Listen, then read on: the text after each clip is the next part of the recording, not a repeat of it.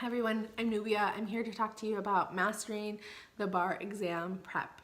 So while you're studying for the bar exam, some of the ways that you can overcome the emotional barriers so that you can study effectively.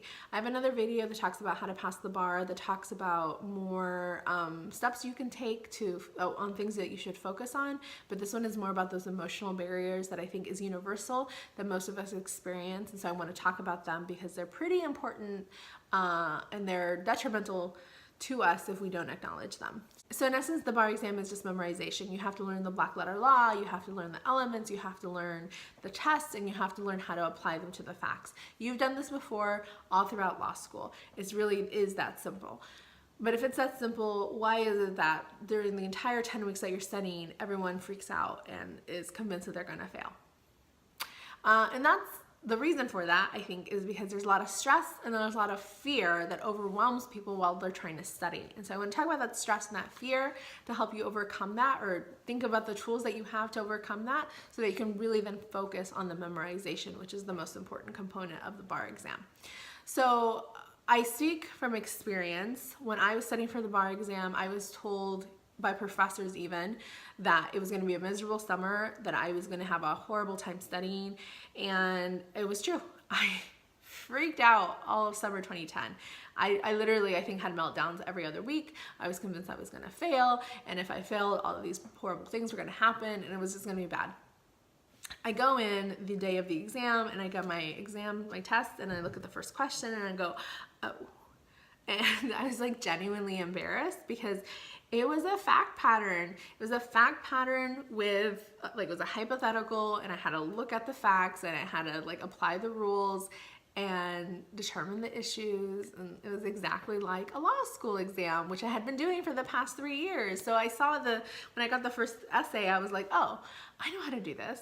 And I was like super embarrassed at the end of the day because I was like, I really didn't need to be so dramatic this whole entire summer, because all I needed to do was memorize, and I would have, this was so easy. And I know if anyone had told me that at the beginning of the summer, I wouldn't believe them. And I'm telling this to you now, you probably don't believe me, but trust me, the day of your exam, when you get your essays, you're gonna think, oh, I've done this all throughout law school. I actually know how to do this already. But the reason why you don't believe me, and I wouldn't have believed me, is because you're so stressed and you're so scared about this GD exam. So let's dissect that. Why is it so scary? Why is it so stressful? I think the big portion of the stress comes from, first, finances. Of course, it's expensive to take this exam. Not only does it cost hundreds of dollars to register, and there's like the character and fitness, which costs money, and then the MPRE, which costs money. You also then have to pay for a course. This is exorbitant. It's like thousands, like I don't even know how much. It's at least like $1,200. I had to take out a credit card to pay for this. My husband and I did. It's so expensive. And so when you're like funneling all this money just to be able to study to then hopefully pass to get your license that will hopefully land you a job, of course you're gonna stress out about it, because it's like do or die, right? It feels like life and death, at least professionally, and it can be really hard to not have that always constant in your mind, like this is costing you so much money, it is so important that you pass, that you could not fail, and those types of constant reminders can make it difficult to study. So you have to come to terms, first and foremost, that this is yet another investment to you reaching your goal of becoming an attorney.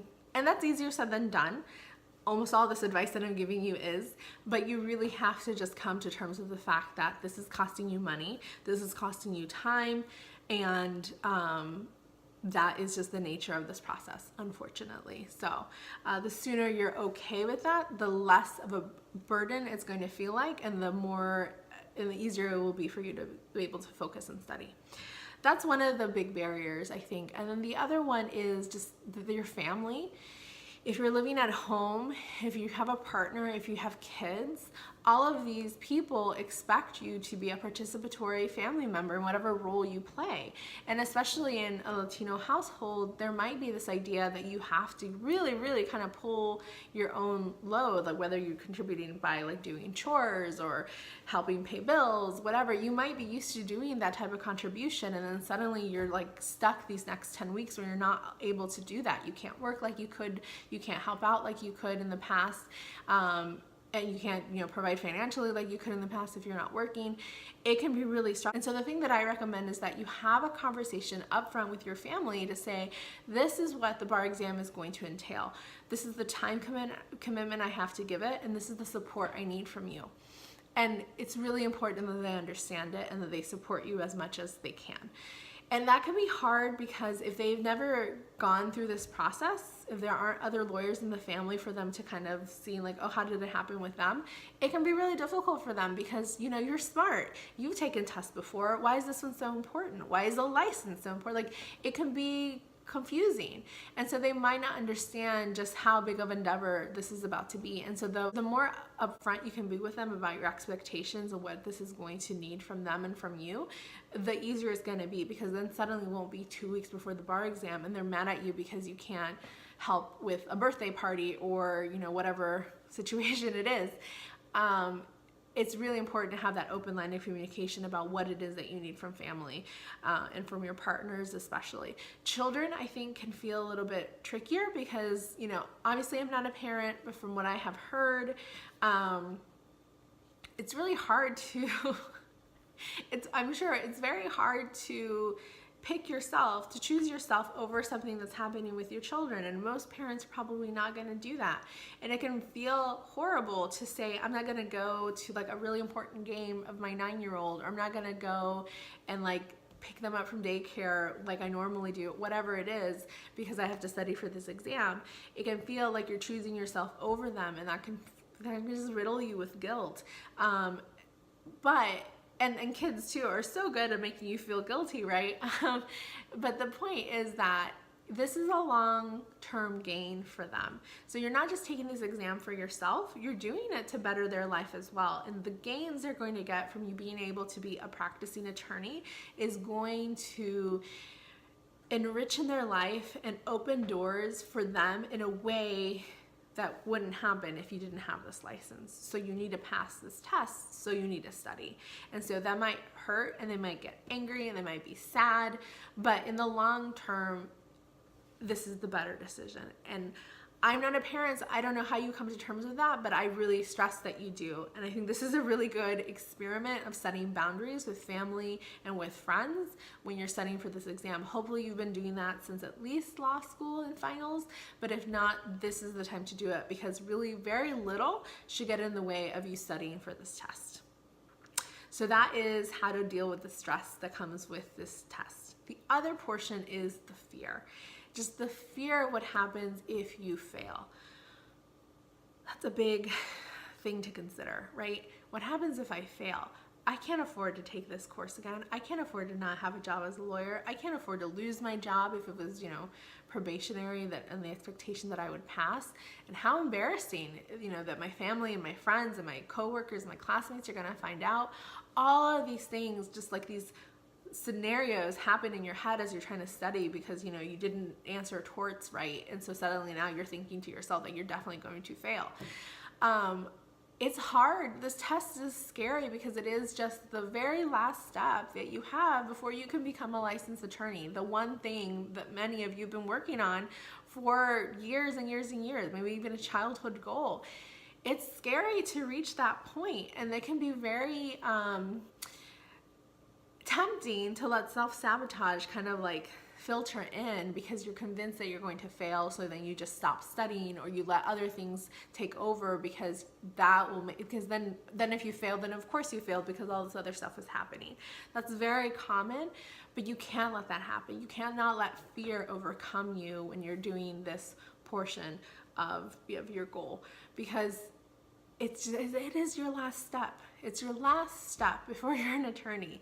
And how dare you let fear overrun you when you have been through so much? You've been through so much worse. Trust me.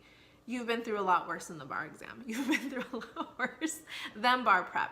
It might not feel like it. It might feel because you're like so overwhelmed with the studying portion, but if you think about all the things you've gone through in your life to be able to get to where you are today, this should be a piece of cake.